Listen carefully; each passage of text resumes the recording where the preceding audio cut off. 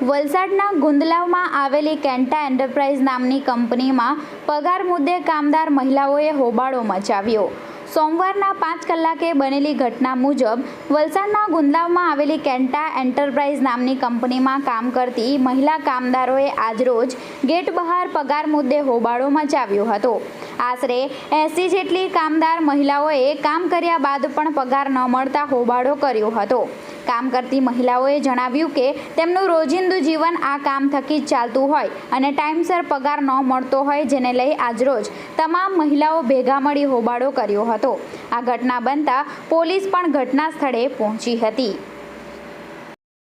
અમારી ઘરની પરિસ્થિતિ એવી છે કે અમારે કમાવાળું કોઈ નથી।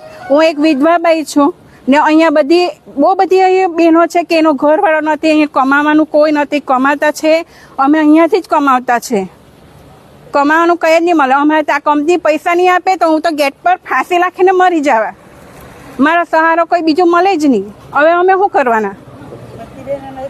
બધી તારાબેન દયાભાઈ નાયકા, બેન સુમનભાઈ પટેલ, અમે ખાપરવાડી અહીંયા જોબ કરીએ।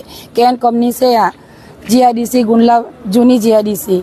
અમે 80 લેડીઝો અહીંયા નોકરી કરીએ। અમને 2 વર્ષથી પૂરતો પગાર મળ્યો નથી ને આ કંપની બંધ થવાની છે। આ કંપની ટ્રાન્સફર થઈ ચાલી રાજસ્થાન ને અમને હજુ અમારું કોઈ મળ્યું નથી। મશીન બધા ભરાઈ ગયા છે ને તો અમને આપીશું એમ કહેતા છે। આજે બધા અમે બેરોજગાર થઈ ગયા છે। 2 વર્ષનો પગાર અમારો જે વધેલો તે બી આપીશું એમ કે હજુ કોઈ મળ્યું નથી। કાલે અમને કીધું કે મશીન નહીં ભરાય ને તો અમને પહેલા બધું તમારું જે નીકળશું તે ચૂકવીએ ને અમને ઘરે મોકલી દીધા। અને આજે અમારે 3-4 ટેમ્પા આવીને બધું સામાન ભરાવા લાગ્યું।